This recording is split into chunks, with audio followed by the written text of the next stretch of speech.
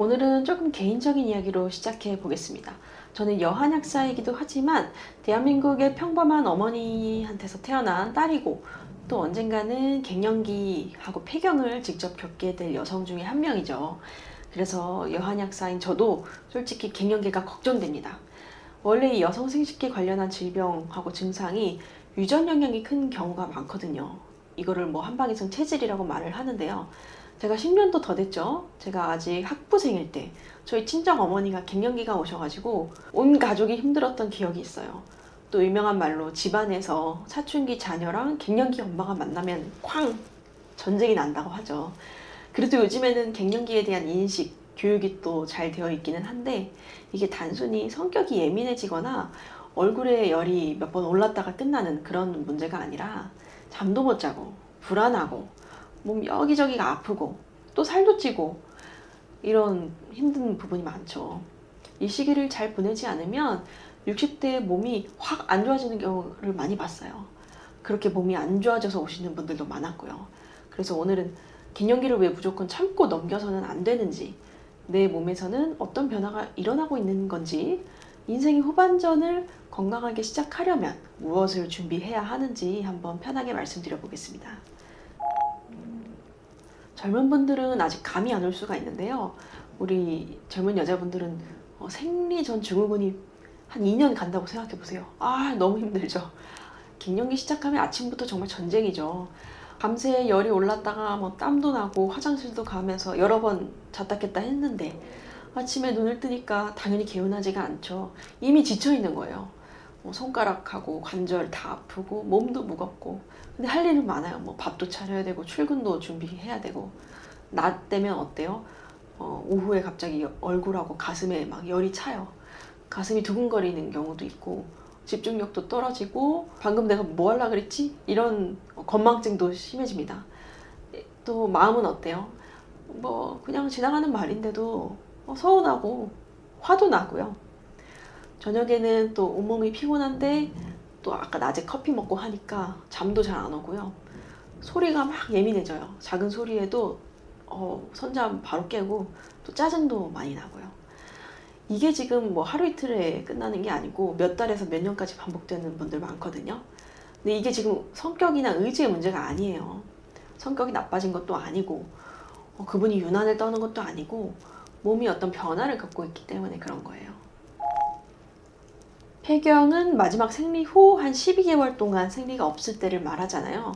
그 전에 생리 주기가 좀 짧아지고 길어지고 왔다 갔다 하는 기간도 있고 몇 달 동안 생리가 없다가 다시 시작되기도 하고 이 시기에는 아무래도 여성 호르몬이 일정하게 줄어드는 게 아니고 막 크게 오르락내리락 하니까 이 호르몬 변화가 생식 기간에만 영향을 주는 게 아닌 거예요. 체온 조절도 안 되죠. 수면, 마음, 감정, 기억력도 나빠지고 근육과 뼈도 높고요. 지방은 더 쌓이고 혈관도 막 수축하고 탄성 줄어들고 방광, 생식기 점막까지 좀 안 나온 게 없어요. 전신에 영향을 준다는 이 말이에요. 얼굴이 뜨거운데 손발은 또 차가워지고 체중은 느는데 근육은 또 빠지니까 이것이 다시 또 심리적으로 또 위축을 시켜요. 하여간에 이렇게 증상이 다양한데 제가 가장 강조하고 싶은 거는 결국 우리 몸이 하나라는 거예요. 열감, 불면, 뭐 체중 증가, 관절통 이게 다 따로따로 발생하는 게 아니고요. 동시에 나타나기도 하면서 서로가 영향을 줘요. 잠을 못 자니까 다음날 식욕이 폭발하고 더 화가 나고 짜증나는 거고 또 피곤하니까 운동할 시간 없고 활동량이 줄고 활동량이 줄어드니까 근육이 빠지고 약간 도미노같이 악순환이 시작되는 거죠. 근육이 감소하니까 같은 양을 먹어도 지방이 쉽게 붙고 또 이 복부 지방이 늘면 혈당, 혈압, 콜레스테롤 이 심혈관 질환 관리 어려워지는 거죠. 질 건조랑 통증은 부부관계에도 영향을 주고 또 이런 게 아무래도 서로의 마음이 또 심리에 영향을 주기도 하죠. 이렇게 작은 호르몬 변화에서부터 시작된 게 몸, 마음 그리고 사회적 관계, 생활 전체로 이어지게 되는 겁니다. 그래서 갱년기를 관리한다라고 하는 거는 뭐 열을 좀 내려준다, 뭐 수면제를 먹이고 잠을 재운다 이렇게 접근해서는 안 되는 거고요. 수면, 소화, 대소변 손발이 찬지, 근육은 어떤지, 관절 아픈 곳은 없는지, 마음은 어떤지 이런 걸 함께 살펴봐야 되는 겁니다. 또 지속적으로 혈당, 혈압, 콜레스테롤, 골밀도 같은 것들, 향후 내가 지금 시기를 잘 지나고 60대, 70대에도 건강을 유지할 수 있는 부분, 그런 것들도 엄청나게 신경을 많이 써주셔야 되는 거예요. 그래서 갱년기 증상으로 힘든 분들 증상 하나하나만 목소적으로 없애려고 하신다기보다 앞으로 수십 년 남았잖아요. 요거를 준비하는 시기라고 생각하시면 좋을 것 같아요. 흔히 사춘기 자녀랑 갱년기 어머니 만나면 집안에 그냥 전쟁이 난다고 하죠. 요새 애들 얼마나 힘들어요. 학원은 학원대로 가고 스트레스 받고 호르몬 때문에 막 에너지는 폭발하면서 예민하고, 근데 엄마도 옆에서 같이 힘들잖아요. 이때 우리 자녀분들이 어머니의 반응을 단순히 짜증이나 잔소리, 성격 문제로 받아들이시면 갈등은 더 커질 거예요. 이제 남편분들하고 자녀분들이 왜 이렇게 예민해졌어? 엄마는 맨날 화만 내라고 말하기 전에 요즘 잠은 잘 주무시는지, 어디가 가장 힘든지 좀 물어봐 주시면 좋겠어요. 누구나 갱년기 겪는 일인데 뭘 그래? 이런 마음보다는 많이 힘들겠다라는 한마디가 필요합니다. 저희 부부 한약사는 조금 고지식한 생각을 가지고 있어요. 한 사람이 건강해야 한 가정이 건강하고, 한 가정이 건강해야 그 구성원이 있는 사회에 또 나라도 건강할 수 있다, 이렇게 생각하고 있습니다. 그렇다고 이 한 여성이 가족을 위해 또 남을 위해 국가를 위해 더 건강해야 한다는 책임을 지우는 건 아니고요. 그만큼 한 사람이 가족을 위해 희생하고 돌아왔다면 이제는 그 가족이, 주변 친구 동료들이 한 사람의 건강을 같이 좀 돌봐줘야 된다, 이런 마음입니다. 갱년기 여성을 좀 챙겨주는 거, 돌봐주는 거, 이해해주는 거, 한 사람의 불편을 줄이는 데서 끝나지가 않고 우리 모두 이 공동체의 건강과 관계를 지키는 일이다, 이렇게 생각을 하고 있어요. 그래서 갱년기는 소문을 내셔야 돼요. 가족한테, 친구들한테 나 갱년기 증상으로 힘들다, 이렇게 소문을 내셔야 돼요. 그러면 순간적으로 확 짜증을 내셨다가도 먼저 갱년기라 그래, 갱년기니까 이해 좀 해줘, 갱년기 지나가면 괜찮겠지 하면 이 말하는 사람도 또 듣는 사람도 원인을 다시 한번 상기하게 되니까 감정의 골이 어느 선을 넘어가는 걸 좀 방지하는 그런 효과가 있더라고요. 그래서 갱년기는 부끄러워하시지 말고 소문을 막 내셔라, 이렇게 말씀을 드리겠습니다. 재미있는 사실이 하나 있는데요. 이 서양의학에서는 여성의 건강 그리고 폐경 이후의 삶을 독립적인 의학 문제로 본격적으로 연구한 역사는 좀 길지가 않아요.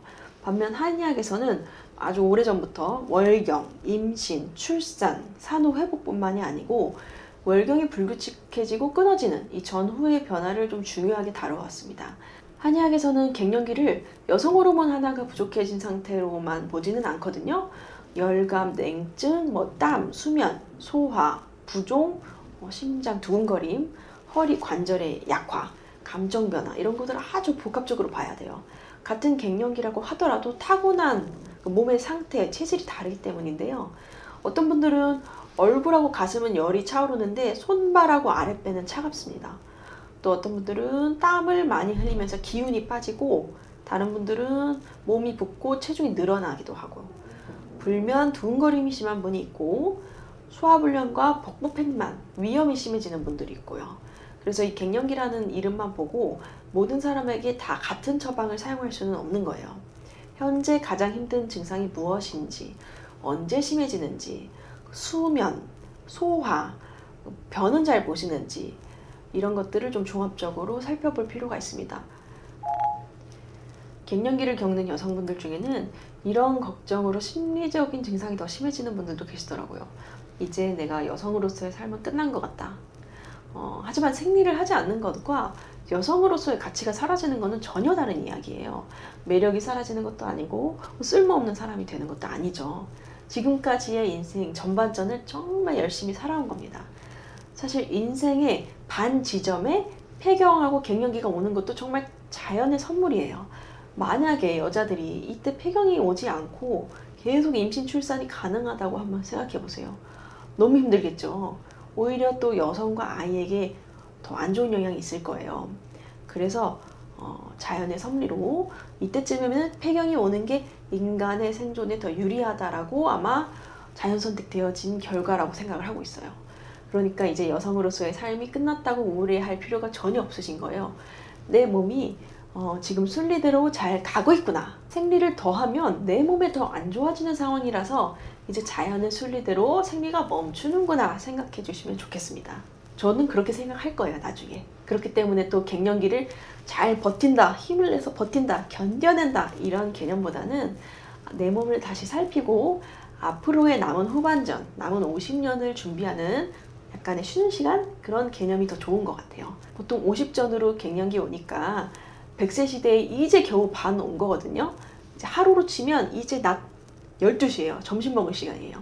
그래서 잘 쉬고 잘 먹고 근육을 지키고 보약도 필요하면 드시고 또 호르몬 치료도 필요하면 받으시면 좋겠어요. 그리고 몸이 이제 좀 안정되면 쿨다운이 되면 인생의 후반전을 다시 재미있게 시작하시면 됩니다. 앞으로 남은 50년을 더 힘차게 재미있게 살아가실 수 있는 그런 원동력이 될 거예요. 그래서 오늘은 대한민국의 모든 딸과 어머니들에게 파이팅! 파이팅 외치고 마무리하겠습니다. 감사합니다.